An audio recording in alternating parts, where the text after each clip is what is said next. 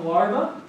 These larvae, then while you're sleeping, migrate, okay, through the small intestine, get into the bloodstream. You hitch a ride in the bloodstream to the lungs, where you then cough them up while you're sleeping, swallow them again, and then they can become adults in the GI tract. Okay? Once they're in the GI tract as adults, they then mate, release eggs, and continue on their life cycle. Most of the time when you're infected with this, you have absolutely no idea. And that's because they're very good at migrating around the body without causing any immune reactivation or stimulation. However, if you allow this infection to occur for a long period of time, more and more and more worms develop, until usually the way that you discover you have this is they start to come out of your nose, or you cough them up and you can actually see them. Okay? In some cases where you have a large number of worms, they can work their way into the circulatory system and cause more serious problems, usually associated with inflammation from wherever they migrate. But again, this is relatively rare. Most of the time you have no idea that you are infected. This is an example of Ascaris. So this is the adult worm that would live inside of your gut. They're about the size of an earthworm. Okay. Hookworm, or Neocanter americanus. These organisms deposit eggs in nature. They then become a free-living larva, which have serrated mouth parts, which then can burrow through the skin, usually on the foot. Once that happens, they get into the bloodstream, hitch a ride from the bloodstream to the pulmonary circuit, into the lungs, where you then cough them up while you're sleeping, swallow them again, and then they become adults in the GI. Okay. Once there, they can mate, release eggs, and continue the life cycle. These guys, again, cause very little symptoms. A lot of times you don't even realize you're infected. Threadworm, however, is a similar organism, Strongyloides stercoralis, which also has a similar life cycle, where the larvae penetrate through the skin, migrate to the bloodstream, go into the lungs, where you cough them up, swallow them, and become adults in the GI tract. However, these guys tend to get a little lost along the way. Okay? And so when that happens, you form these little threads, okay, or red migratory routes under the skin.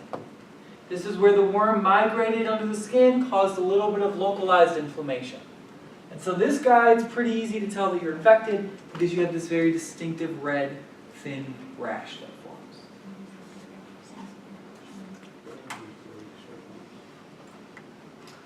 Liver, so targeting the liver. The most common organism to target the liver is something called the liver fluke. Okay? The liver fluke is a flatworm.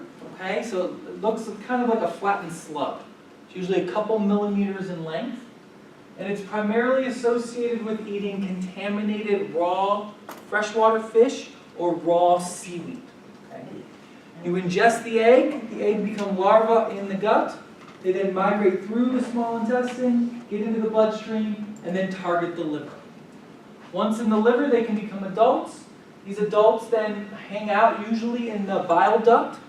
Okay, curled up kind of like a little cigar.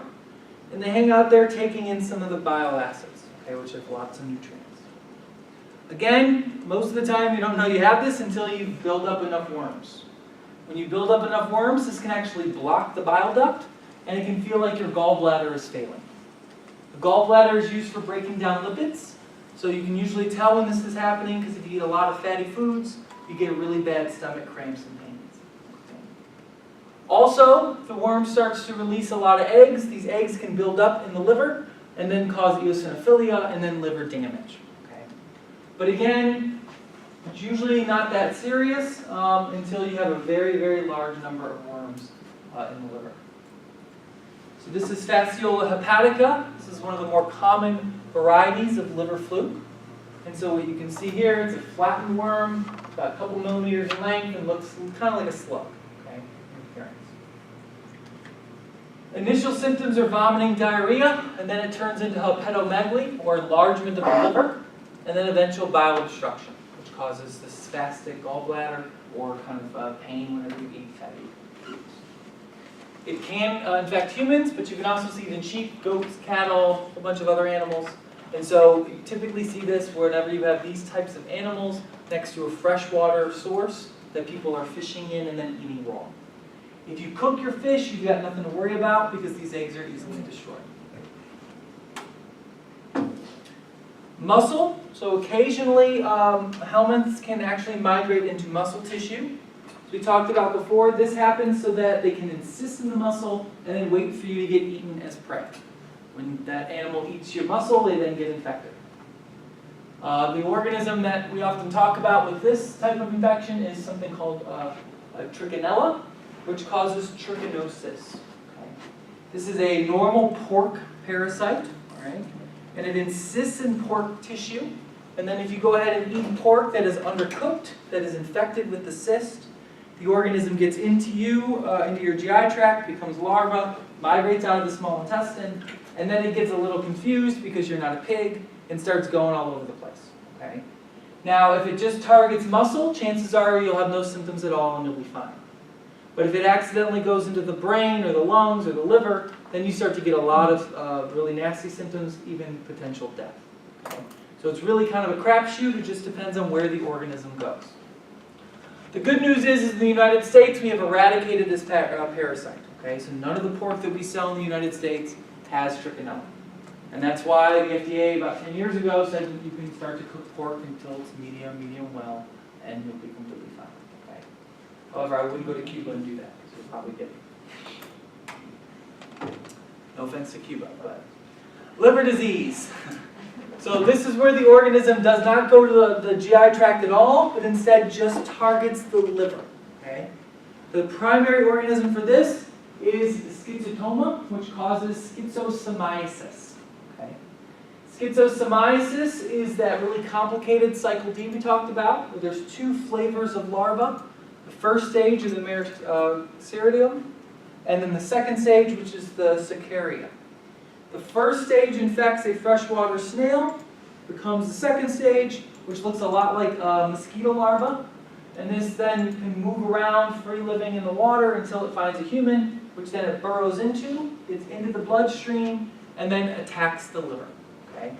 Once in the liver, it usually hangs out in the hepatic portal system, which are all the blood arteries and veins in the liver, giving the organism nutrients. And what it then does is start to release eggs. These eggs then litter all over the liver itself, causing eosinophilic granulomas, which then cause liver damage and potential liver failure, at least eventually. Okay.